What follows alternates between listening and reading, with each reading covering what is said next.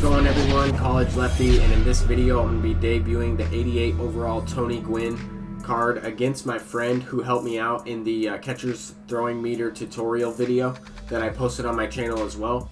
But the opponent is a Red Sox fan, so he did complete the Red Sox collection, and he has Chris Sale on the mound and I have Cy Young on the mound, which is kind of interesting. But he definitely has a good team all around just from having that collection completed. With Jacoby Ellsbury leading off, I went with a curveball inside and he hit it out. So right off the bat here to start the game, a leadoff home run. I've given up a lot of leadoff home runs, I feel like, in this year's game, and even in last year's game I've always given up a lot of leadoff home runs. I don't know what it is, but that was a good pitch thrown and it was almost exactly where I wanted it, and he still hit it out, so I just have to tip my hat, and that's a good hit. So we're down 1-0 in the first inning. And just a quick backstory, a little bit about this opponent. Our colleges matched up in a game. We played each other in real baseball in a fall season of our collegiate league and everything. So, and this opponent was also a pitcher like myself, a left-handed pitcher.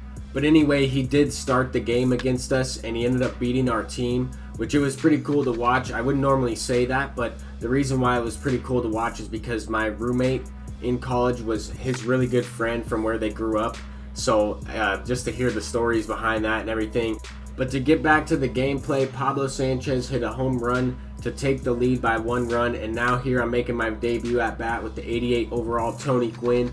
And this card is someone that I really would like to try out. I was really interested in trying him out specifically because of his hitting stats. His fielding stats are really not that great, and he doesn't have any good speed. But his hitting stats are pretty similar to the 99 overall signature series Tony Gwynn. So I figured I would try him out and see how he does out there in the outfield. And so far he hasn't really had too much action, but it's only the top of the second inning.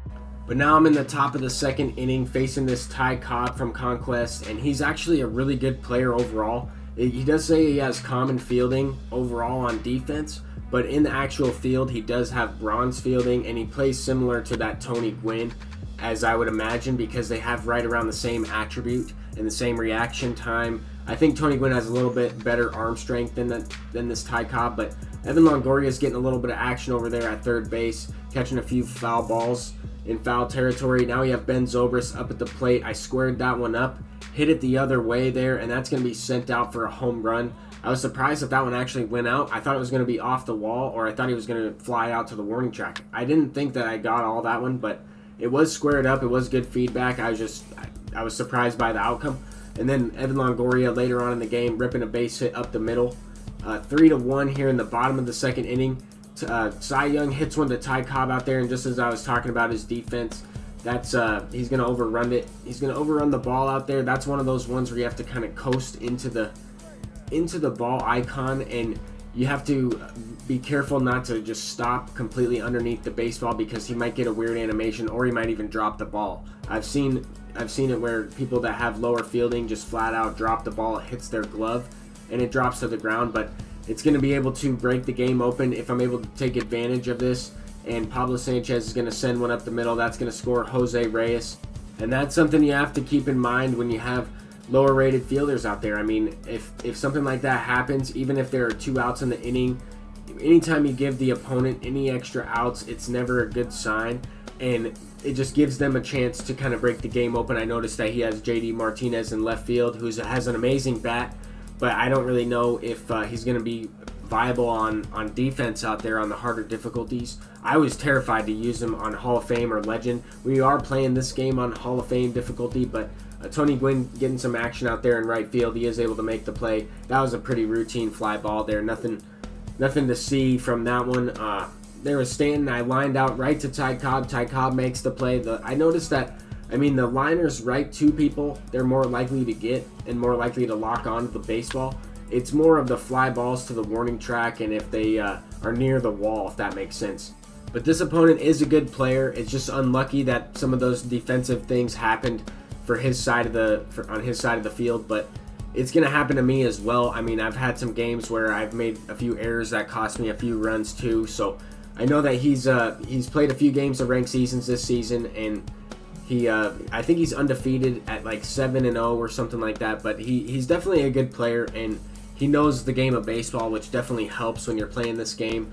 And what I mean by that is knowing what to do in various situations, you know, playing the matchups when it comes to pitching, and stealing when you have a 3-2 count with 2 outs, and, you know, trying to adjust to a pitcher, pitch around certain people, and, you know, things like that. Try and get a double play, intentionally walk batters, stuff like that. He knows the game, so I know that he's going to be able to come back in this one if I give him a chance and if I throw pitches over the middle. But I am also looking to challenge him up by a couple runs. I'm up by 5 runs here in the top of the 5th inning, and Matt Chapman's going to send one deep. That's going to be a solo shot. And luckily there's nobody on base there, but that was to lead off the inning, so I have to keep in mind how that's going to affect the confidence of Cy Young. I went ahead and took a mound visit anyway, and it probably saved a home run in that situation because that was also a hanging pitch, but at the same time I thought Tony Gwynn was going to miss that ball out there. He was able to lock onto it, find the wall. That's what I was kind of talking about before, is if the fielder is out there trying to find the wall, then sometimes they're going to get a weird animation. They're going to miss it, and I noticed that as well. So just wanted to try and give you guys as many tips as I can while I'm commentating during these videos, because I think that's what's most important when it comes to creating content. I don't want to just talk about what's going on in the game. I want to talk about things that I've noticed in the game, analyzation of the videos, and kind of give you guys some feedback on what I think it works and hasn't worked for me. And that way, when I comment in the comment section, then you guys understand what I'm talking about. You guys can ask me questions and things of that nature. But here we're in the top of the 6th inning. So far with Tony Gwynn, that was his 2nd or 3rd at bat. Haven't really got anything going with him, but I have hit the ball pretty well. I noticed that I was just under a few pitches. I haven't really got the result I'm looking for, but that's all right. I think that card is going to be really good, and I was really excited to try out the Tony Gwynn, and I can't wait to get the 99 overall Signature Series Tony Gwynn. That card's amazing. I've seen some really good gameplay with that card, and I just wish Frank Thomas was a little bit of a better hitter for me. But I mean, he is a really good player. He's driven in a lot of RBIs for me, and I've hit a couple extra base hits, but I have yet to hit a home run with him in an online game, which is pretty frustrating. I've been trying. Maybe that's why I've been in a slump with him a little bit. But there with Ichiro, I'm going to line out. I have a chance to kind of tack on a few more runs here with 2 outs. It's just unfortunate that I lined out there. I'm going to end up grounding out to Cody Bellinger, and that was literally right to first base, directly on first base. And now Ty Cobb, he has Ty Cobb up at the plate, and that's a pitch I thought was going to be sent into the gap. That was right over the middle. But that was one of those plays where I was kind of talking about where I wanted to kind of go into the animation as best as I could, as slow as possible, so that way Giancarlo Stanton would make the play out there in left field. The silver fielding, even anything below gold fielding, is really questionable in this game. You're going to get some interesting animations out there from what I've noticed. Let me know what you guys think, if you guys have had some success with certain silver fielders or notice some different animations that you get.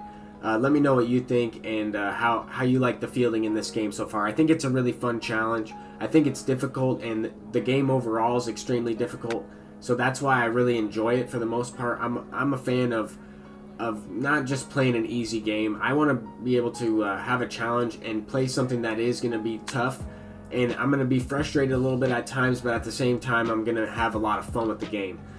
But as we move later on into this game, we're in the top of the 8th inning, and I have this 89 overall Diamond Raleigh Fingers card from the Milwaukee Brewers Team Affinity program, and this card is a really effective pitcher. I've always been a big fan of the Raleigh Fingers closing pitchers or relief pitchers in the game because he does have the really slow forkball at 79 to 81 miles an hour. He's got a good slider. He's got great overall stats, and the sinker comes in a lot faster in this year's game on the harder difficulties than other fastballs from what I've noticed.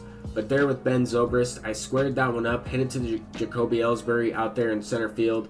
It was good. I got a decent exit velocity, but the 90-something contact and 70-something power was not enough to send that one out.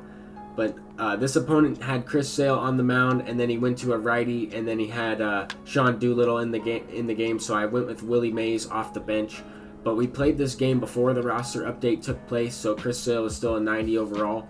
And I did also want to try out the Chris Sale as well before he got a downgrade. I didn't think he would get a downgrade, but because he has gotten off to a rough start in this season, he did take a little bit of a hit. But that's also because he was upgraded in I think the second half of last year's game, he got a pretty good upgrade, and that was because of how well he was doing last year. So it's kind of been back and forth. You have to kind of keep an eye on some of these guys that are getting an upgrade, like Cody Bellinger and Ronald Acuna. I'm wondering how quickly these guys are going to have a chance to go diamond. But that was a great game to my friend there. I was really excited to play him, and I'm glad we were able to get in a real game instead of doing that catcher's tutorial. But thank you guys.